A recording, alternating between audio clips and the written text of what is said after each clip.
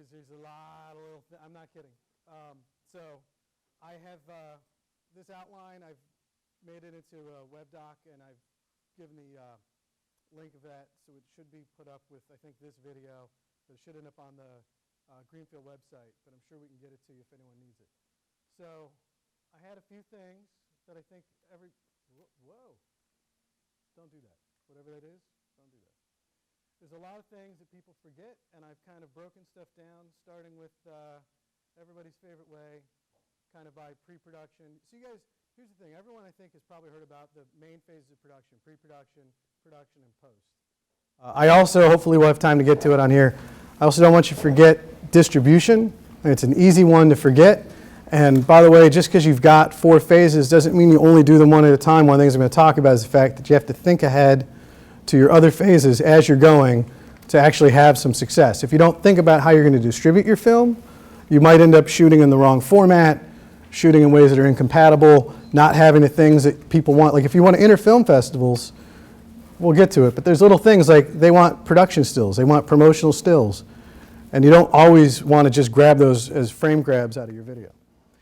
So you're going to have other classes that are going to talk about some of the creative today. I'm going to go through this really briefly, but one of the best things that you can do as student filmmakers to make your lives better is to think about what do you actually have at hand. So before you write your script, which I hope you will all actually write scripts, what are the things that you could put into that script? Like, do you have any people in your lives with special talents? It's up to you what that is. You know, do you have actors that you're friends with? Do you have people who skate, I don't know, park, whatever they do that you like? They're great jugglers. How do you work that into your screenplay? Places that you might have access to. Locations are really hard to come by. So besides just everyone's house, what else can you come up with? And that's the kind of thing, you know, if someone owns a diner in someone's family, that's a great location, and you can try to write that in. Other things like who has a cool car? Is there a reason you want a specific kind of car in your story? Could be a beater. That's what I've always driven. And I kind of half-jokingly say never work with children or animals, but I will remind you that even if you have access to like a little kid brother or a dog, doesn't mean that that's a great idea, because they're a pain in the neck. So listen, some stuff in creative that I think is really easy to forget is actually taking the time to write a script. I think a lot of times in a lot of classes you'll talk about the scripts for all the classic reasons that we want them, which is to have a story to tell. But a script from a pre-production and production point of view, and even post, that's your blueprint. Everything that you need to have will end up in that script. And I'm going to get into that in a few minutes. Just briefly on the creative stuff, in case someone else doesn't drill this into your head, draft 1 of your script probably sucks. Draft 2 might suck a tiny little bit less. And draft 5 might be getting pretty decent. So don't be afraid to do some rewrites.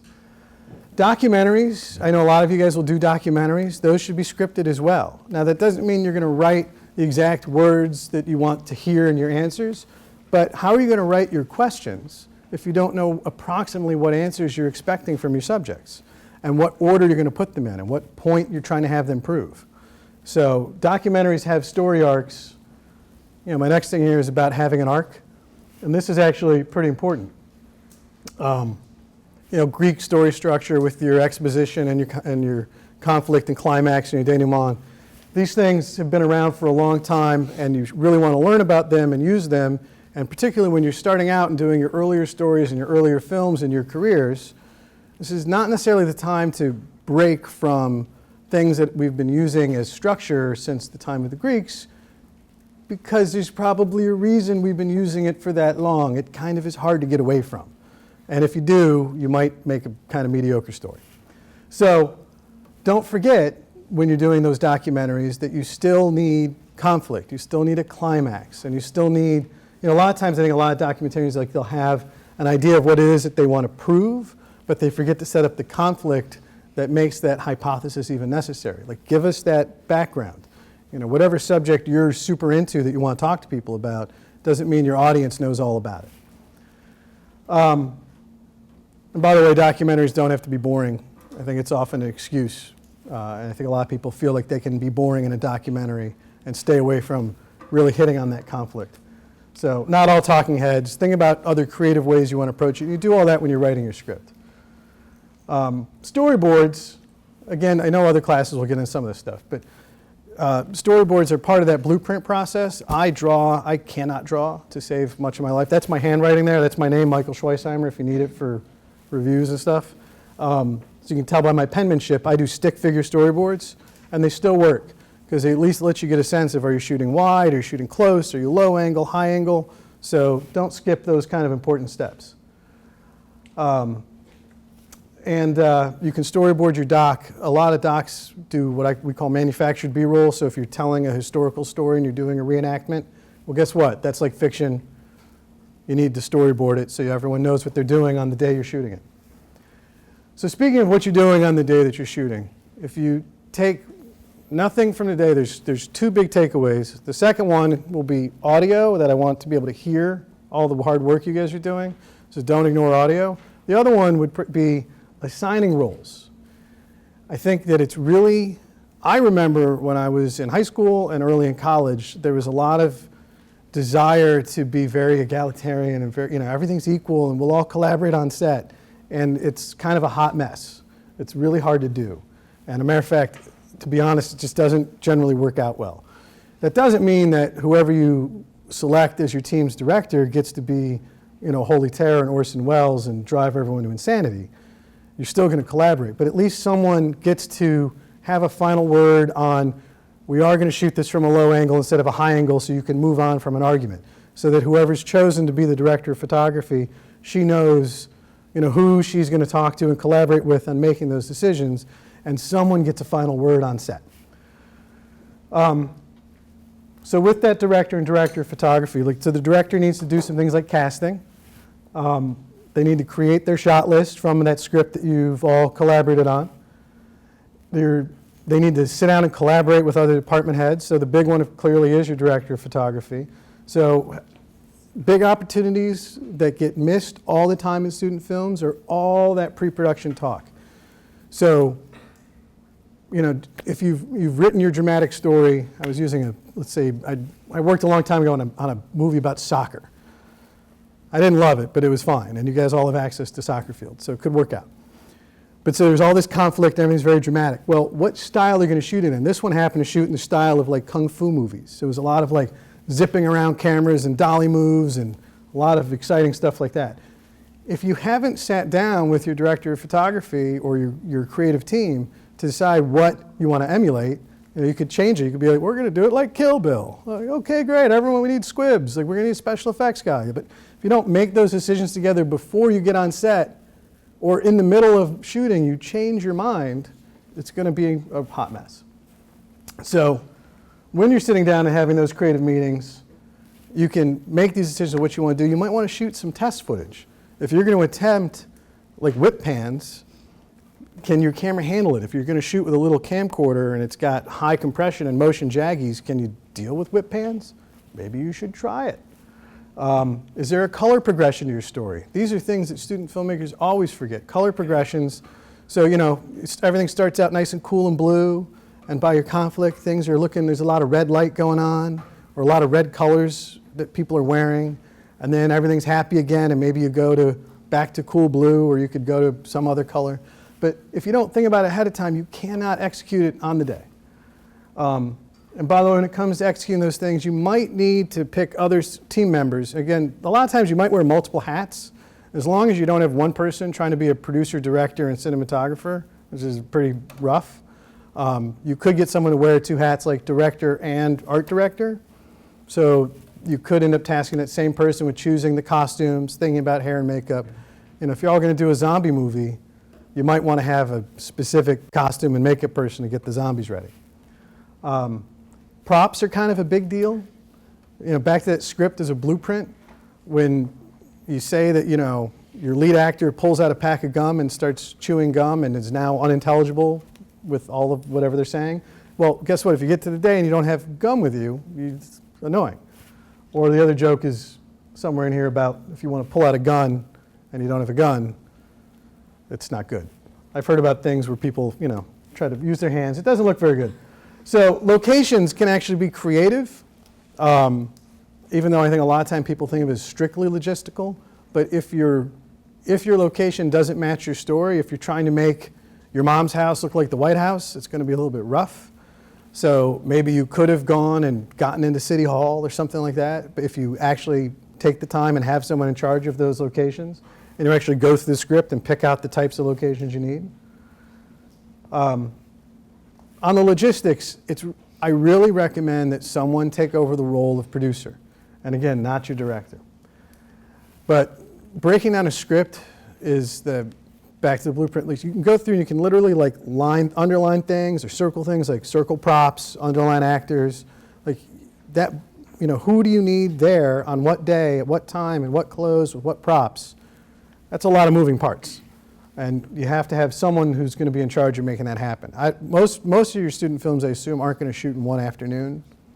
Or even if they do, you're going to have to go to a couple places. So let's see. So do you need extras? Who's going to do that? An assistant director, if you guys aren't familiar with what assistant directors do, they're actually more like schedule people than they are like directing. The one time they do get to direct is if this was my scene and you were all the extras, the assistant director would tell you guys to act pretty much like you're acting. And you're all pretty awake, which is good. It's nice for me. So does the producer or assistant director create a schedule? Are they going to watch it on set? Have you checked your schedule against everyone's availability? So when you're going through casting, not only are you trying to get the right people in the right roles, but you want to get dependable people in those roles that you can actually count on having them show up. And by the way, you know when they work at the mall so that you're not messing with their schedule. Little thing that's really easy to forget is things happen like rain. And if you're doing that soccer movie, if you're going to have 2 days on a soccer field and it's going to rain on Saturday, but it's going to be dry and sunny on Sunday, like how are you going to deal with that? So hopefully you have some other scenes that might shoot indoors. Those are called cover sets. So you want to make sure that they might be available. Generally, it's wise to shoot all your exteriors or plan to attempt to shoot all your exterior stuff first so that if you skate through and it doesn't rain, at least you had your cover sets ready to go. But having those sets backing you up, again, that diner, if it's Sunday morning, you're supposed to be on the soccer field. You can't just run to the diner. Where are you going? So you want to have that plan. On a practical level, do think about what equipment you have access to. And when you're thinking about cameras, like if you've got your buddy's dad has a beautiful DSLR you want to shoot with, great. But is it going to be available each week you're supposed to shoot? Are they going on a family vacation? They're going to take it with them? You don't really want to end up splitting between DSLRs and camcorders. That's just going to look bad. So here's my audio thing. So I'm very serious about this. Is, I think, the #1 mistake that all student filmmakers make, and actually a lot of professionals make it too, is they don't plan ahead for audio. They don't have the right microphones or any additional microphones. And if you're going to shoot a wide establishing shot of this room and your action's in the middle of it, your camera's going to be what, in the corner here?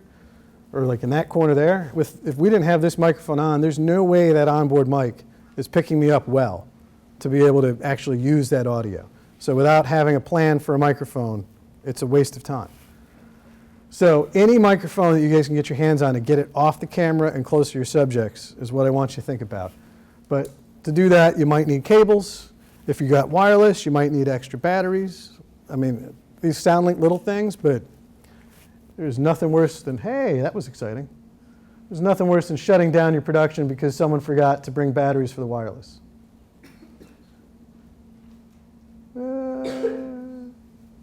Okay. Well, more pre-production. Seriously? Sorry, like I said, it was 7 pages. There we are. So, give a think, by the way, to doing dual system audio. So if you're using a DSLR, they only have little 1/8" mini jacks in. They often record mediocre audio. Sometimes you can't set a level. They only let you do auto levels. So a lot of people you can use your iPhone as a secondary recorder if you want to. You can use a Zoom, but try to maybe think about that. But other little things, like if you don't have scratch audio, if you don't have the onboard mic on that DSLR turned on, and it's just silent, you have to literally sit around and try to sync things up physically. But if you have audio, scratch audio on your DSLR footage and you have your second recording, you can just get your software to sync it up and you're done. No clapboard necessary. Hopefully you guys discussed that in some of your classes. So lighting, you've gone through all that trouble of planning about the look of the film. So what kind of fixtures are you going to use? Are you using LED stuff? Are you using lamps? Are you tearing stuff out of your house? You go into the hardware store to buy work lights. You can get those like, you know, quartz 1,000-watt work lights, and you can light up a lot using those things. What color are those lights? Did you think about that? Did you have gels with you? If you're going to plug in lights, do you have extension cords and enough of them? If you're going to be outside, there's probably not a plug. You might need a generator.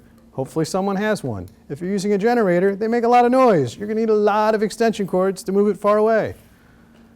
I'm not going to get too obsessed with stands, but you know, you're going to want to hold things up. So it could be as simple as an extra tripod. It could be a broomstick you stick in the ground. You know, but you need to have ways to hold everything up. We talked about props a little bit, but anything that an actor interacts with is considered a prop. How am I supposed to be done? Oh, good. So have those lists, because you can't just expect, I mean, you know, if the prop is a cell phone, I'm pretty sure you'll be on set. Someone will have a cell phone. But if a prop is a specific cell phone, like you need someone to or a flip phone, because you're making fun of them for being old school, you got to find a flip phone. You got to do it ahead of time. All right. Are you doing a casting session to find your actors, or are you just working with your friends? How's the director involved with that? How are you making these choices? Do you have age-appropriate people playing the right roles? If not, have you come up with a creative convention to go throughout your piece to justify why fellow 16-year-olds are playing parents? Are you choosing those dependable people who will show up? Are you doing things like getting them a script before the day? You may not get people to actually memorize every line, but at least they can be familiar, and hopefully they can do things like think about their character. And hopefully your director can talk to them about what that character is supposed to be like. Make sure you're clear with them about the time commitment you're expecting from them. So you may know that your schedule has you shooting 5 different nights after school, but they have no idea. And if they're your main person, you need them all 5 nights, make sure they're available. Try to think about, be sensitive to the fact that whoever you're putting in your movie might have some things they don't want to do. They may not want to be in a love scene. They may not want to swear. They may not want to make fun of someone you know. But if you don't give them that script ahead or talk to them about those things you're expecting, you could literally, if you're doing your Quentin Tarantino and you show up to set and you're like, all right, this script is all 4-letter words, have at it. And they're like, yeah, no, I don't swear. That could be kind of a bummer for your Kill Bill send-up. So costumes, these are, you should at least talk to people about, even if you say you just wear street clothes, like give them some sense of what you think they should wear that's hopefully indicated maybe in the script to help describe who that person is. It's fine to ask someone to dress a certain way. It's not okay to ask someone to go shopping for your movie. Like make sure you're asking them to wear things that they have or that you're flexible with them. If you do need something very specific, if they have to wear a leather jacket, you better go find it. So back to locations. Check on those times, make sure everything's available, make sure you actually have permission to be there. Lots of things are restricted, historical sites, public parks might have restrictions on when you could film. You might think you're going to do a scene in a street or on a sidewalk, and the police may have a very different idea because you might be blocking the flow of traffic. You might be putting people like yourselves or cars in danger, which never there's way too much going on even on a small film set. It's way too easy to get distracted and to take a step back and end up in the street. Like you really got to watch out for each other. But so make sure you have permission to shoot where you're planning on shooting. So I might see someone laughing about the next stuff. This may seem small on your location selection, but is there a bathroom that you have permission to use? Because everybody will eventually need it. And there's really nothing worse than, say, shooting your soccer field movie and not having thought about where in the world is the nearest public bathroom. And by the way, if it was in a public building, is it open on Sunday? Because, if someone has to drive home to go to the loo, you're going to lose, what, half an hour? And everyone has to stand around and wait? That's no fun. You could think about little things like, if you're at your friend's house and all their mom has is some like fancy little hand towel in the bathroom, and you've got 20 people rushing through it, you might want to do things like bring your own soap, bring some paper towels, bring a garbage bag so you can clean up, as opposed to just trashing your friend's mom's bathroom in a way that's probably irreparable. Is your location that you're choosing actually quiet? There's weird stuff that happens. Like you might go and scout a location at night and not realize that during the day there's a construction site half a block away. Or, you know, I mean, I've gotten interrupted by any number of, I have a great relationship with Mr. Softy, the ice cream truck, every summer. It's a lot of fun. I have lost more shoot time to ice cream trucks. I once had a shoot interrupted by a crew with a jackhammer. I mean, it's all kinds of fun stuff you can't necessarily predict. So sometimes it's important to scout near the time you're actually going to shoot. What sounds one way at 6 o'clock on Wednesday is not going to sound that way at 2 o'clock in the afternoon on Saturday. So food is a big deal. A crew without food is like a car without gas. It's a saying I was taught very early in my career, and it's actually very, very true. So you want to have meals. You should feed everyone about every 6 hours as a general rule. You can go 4 to 6. You don't really want to go over 6 because that's when people start to crash.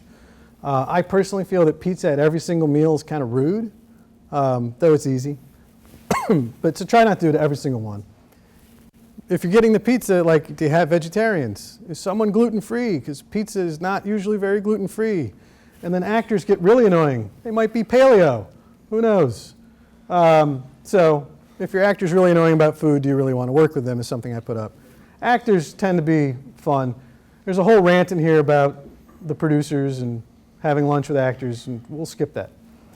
Snacks, craft services. If you guys have heard of craft services, it's a real thing. So you know, they gave you snacks here after you came out of the thing this morning, like that's going to keep you going. They give you waters. Well, like the biggest things as far as I'm concerned is have some kind of snack to keep you going until that 6-hour meal break. Water is critical. And then for me, coffee is critical. I don't know about you guys, but if you're going to have coffee, like how are you going to do it? Do you need a coffee maker? Where can you put it on your location? Do you need yet one more extension cord to plug the thing in? And these are all the annoying logistical things that hopefully your producer/locations person can think of. I also like to have juice and stuff like that. Oh yeah, coffee. You can forget cream and sugar because, you know, maybe you drink your coffee black, but it doesn't mean your lead actor does. Is there a place to drink? Is there a place to eat? Do you need tables and chairs? You know, you're in someone's house and you think, oh, we'll all just sit in the dining room, but then you find out that you're not allowed in the dining room because it has white carpet, which is a stupid thing to put in a dining room, but I've seen it happen. Do you have plates and napkins? Do you have disposable silverware? You know, you get your dad to cook this big tin of spaghetti and then you're sitting there with like no forks. It sucks. Then you have to order pizza. Crew. So we talked about picking some of these key roles. You all right? Yeah. Okay. Pretty silly. White carpet in the dining room. Yeah. The 70s were a rough time. We did some stupid things. So anyway, so listen. After you've picked your director of photography, your producer, and your DP, I think the next person you guys should probably pick is someone to run the sound. That's how important that is. So after that, you can decide how big your team is. Can someone take the role of assistant director and watch the clock and manage the schedule and keep everyone on time? And then you're going to need people to actually do some of the work. Now, grips and production assistants, they're incredibly important. You know, grips deal with lighting, working usually for the DP. You're going to want to explain these roles to people. So if you're going to have extra buddies come out and volunteer to help you out and be in grips and production assistants, make sure they're going to show up and make sure they actually know what it means, have a sense of what they're doing. And by the way, your director can also be your grip. No one's really too big for work. So before you're done with pre-production, you really want to look ahead to those other phases for just a minute. So what did you forget to plan? So when you're thinking about the production phase, you know, you've planned all your camera gear, but did you think about things like SD cards? Are the SD cards clear? Do you have enough for the whole shoot? Do you have a laptop on site so you can dump it and clear it? You know, like that happens. I've seen people show up and not have enough storage space. You can look to post. What are you shooting in? Are you shooting 1080, 4K? What are you going to cut in? Do you want to shoot 4K but cut 1080 and then you can use less cameras because you can punch in on that 4K shot? By the way, there's always the fun conversation that happens at the beginning of many shoots that I'm on where a DP will turn to me and be like, are we 24p or 30p? Think about it. Know the answer before you get there so you have a definitive answer. By the way, that answer is also super important because on day 2, if you didn't talk about it with your DP, and then he's like, hey, the camera was borrowed by someone else at school, are we supposed to be 24p or 30p, and you don't remember what you shot, that's kind of annoying. So make a stylistic choice and stick with it. Other logistical things in production that are easy to forget, all those extras, all those volunteer crews, is your producer collecting their names for the credits? Because it's a pain in the neck to try to remember everyone who showed up afterwards. And then, as I said, I was going to talk about distribution a little bit. Does your edit format match your distribution plan? So if you don't think about this in pre-production, are you just showing it in class on a projector?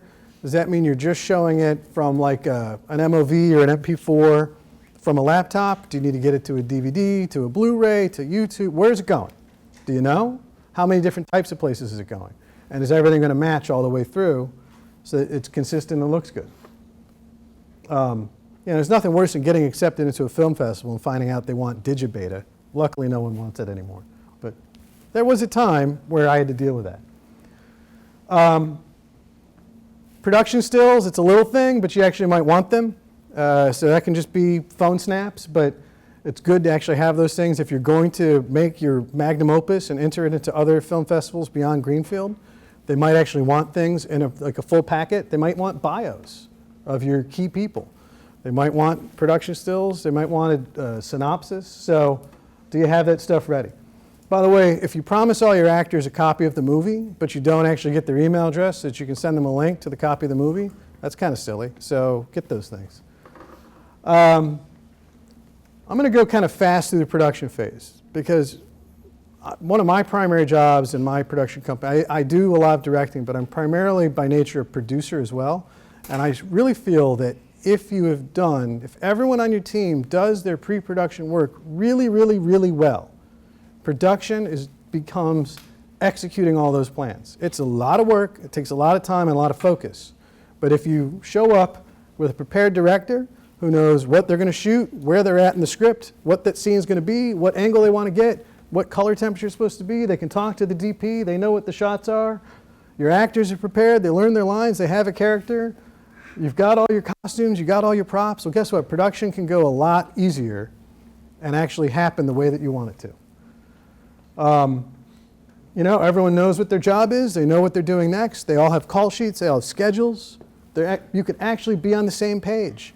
Your producer can be sitting there crossing shots off the shot list so you're not redoing it. Hey, did we shoot the wide? I don't remember. That was 2 hours ago. Yes, we shot the wide. We're on the inserts. Let's keep going.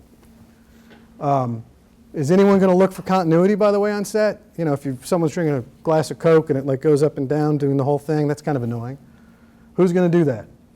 Little things. Does everyone have a ride who needs a ride? Company moves are the worst. So you go from location 1 to location 2. Do you have enough room in your car for all the lights, all the props, all the actors, all the crew? How many cars do you need? Who's driving? Hope they have a license. Call sheets. Have you guys heard about call sheets? Did I talk about it? I talked about it in the last class. All right, call sheets. There's a link here that'll be to call sheets. You can do 1-pagers, 2-pagers, but basically, at a minimum, a call sheet says you're supposed to arrive at this time, at this place, you can park in this location, show everyone's name, cell number, probably email address, job title, that includes your actors. That means when you're on set, you can pull out one piece of paper and be like, oh, my lead's late, I'm going to call their cell. They can get really detailed. You can put the weather. You can put sunrise, sunset. You can have, a lot of times they'll have emergency information, like where the hospital is. They'll have vendor information, like who's delivering the pizza. You might have, all kinds of stuff like that. Here's a little practical thing to do on set. Release forms. Do you have them pre-prepared, and are you going to get your actors to sign them? I just actually heard a story from a teacher who was telling me that they had a student participate in a video, and it was a guy who was wearing a bright red dress, and apparently that clip was really funny, and they used it in some other promotional video, and that parent freaked out, and the actor hadn't signed a permission form. By the way, with people your own age, technically you need a parent to sign a release form for it to be valid. you all are minors. So something to consider that you might need that help to actually have it be binding. So release forms can also happen for locations. If you're shooting in a place that's branded, you might need to prove permission to a film festival. Film festivals and all distributors are very risk averse. They don't really want to get sued by that dad's diner because you made a Kill Bill movie in there at middle of the night and they didn't know it. So are you cleaning up? Are you protecting the location? Are you keeping everything safe? Are you making sure your gear doesn't get stolen? If you stage your gear outside, someone's going to walk with it. I've seen it happen. Are you doing things like taping cords that run across hallways so that people don't trip? Sounds like a little thing, but if everyone on set knows to watch out for everyone else and keep each other safe, you're a lot less likely to break your face. Are you running extension cords outside in the rain? Does anyone actually know how to deal with that? Because you can, I don't recommend it, but you can take like plastic trash bags, gaff tape on either end at each intersection, and keep it out of puddles, keep an eye on it, or preferably don't run extension cords in the rain. But at least if you're going to do it, be aware like these things are happening. Electricity, I've been electrocuted twice on set. It's not fun. All right, don't forget you're going to wrap. You got to get all the gear back. You got to return the props you borrowed. You got to put in paperwork if you used union actors on a low-no agreement. And then finally you get to post. So where are you going to edit? Do you know this before you shoot? Who's going to do it? Do they have a system?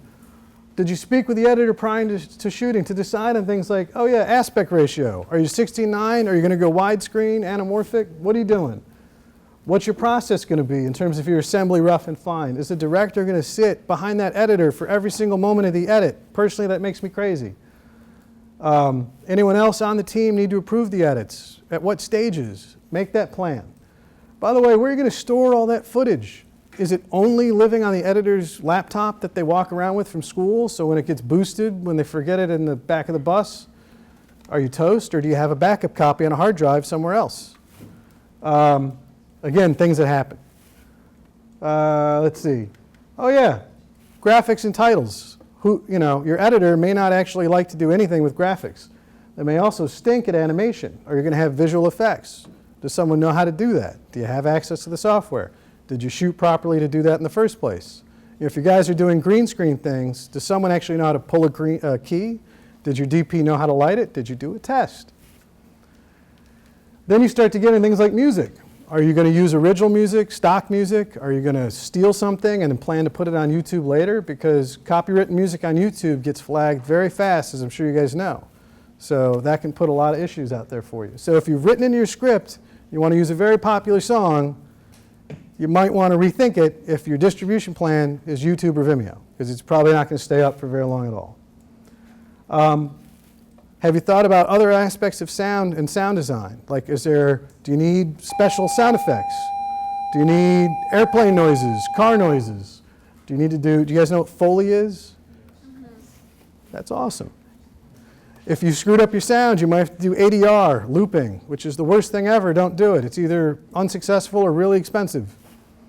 And then finally, we can talk about distributing. So just things to keep in mind as you're thinking about it is the stuff that we've talked about. But if you really do make something that you're proud of, you really should enter it into other film festivals. And you're really going to need to be ready to give it to them in the format they want, with the supporting information that they want, with all the release forms. It means you've got to get all that information together in one place. And by the way, they may have an entry fee. You got to decide who's going to pay for that stuff. I mean, these are things to think about. Are you going to do some kind of disc copy or going to DVD or Blu-ray? Do you have discs sitting around? Did you take a photo for cover art? Is someone going to design cover art? Just a little thing, if you're real lucky, you're going to make money. You're going to sell it. You're going to get it out there and put it on Vimeo Pay, and someone actually pays $5 to watch your movie one time. Who gets the $5? If you worked with union actors, by the way, you probably then owe them hundreds, so don't sell your movie for $5. But that's a lot of little things throughout the process I see people missing. Are there some questions in terms of things that you guys are planning to do on your projects that I didn't address? I was going for 5 points, but I had 4 areas of production. I mean, the last time there was one of the teachers from the last group actually came up with some other ideas that they had, I think included like the batteries and stuff like that. But this list, honestly, like the longer that you do this, the more things you're going to realize that I forgot on this list, and each of your films is going to be individual and different. And there's going to be special circumstances for what you're doing. And so one of the greatest things that happens when you're being a filmmaker is Murphy's Law, which is anything that can go wrong will. And that seems to be particularly true on film sets. So if you bank on Murphy's Law, if you plan that anything that can, if you know, like sometimes actors are late, so you cast actors you count on, you're doing things ahead of time to avoid that. If you, what are the things, there's a saying about there's known knowns, there's known unknowns, and then there's unknown unknowns. A lot of producing is trying to predict some of those unknown unknowns, to make them at least the known unknowns. Like you don't know if it's going to rain in 2 weeks, but at least you can know you have a plan. Does that make some sense? What kind of, are you guys mostly doing fiction? Is anyone doing experimental stuff? No? All right. All I was going to say is experimental is not an excuse to ignore proper production techniques. If anything, it's an excuse to do more of it and to be more on top of your game, because you have to be able to defend everything that you do from an artistic standpoint if you're going experimental. And that goes back to any of those rule-breaking things with story arcs and stuff. Anything else? Fun? Any of the teachers have things that they like to see hit that I didn't hit? Yeah. I just want to add, some film festivals may not allow you to submit if it's already up on YouTube. Just kind of bear that in mind. If it's already out there for free, who's going to come see it? So. Yeah, I think that probably might be different in some of the student film festivals, but at the same time, Student film festivals, not so much. yeah. But in the real film festivals, like it may seem strange, but if you really know that your script is just awesome and tight and that your actors are great and your DP is off the chain and everything's going to be fantastic, look at what film festivals you want to enter before you roll the camera to make sure that you collect all the information that they're going to need. Those packets can get really big. It's a lot of work. So, all right, I think that's supposed to be my time. Yes, sir. I was told by the festival that we're going to get our lunch in the lobby, and we're going to go to the third session and eat lunch there, which is the black box theater for this group. So. They told me nothing, so thank you for knowing that. All right, guys, I hope you enjoyed it. Thanks so much. Thank you.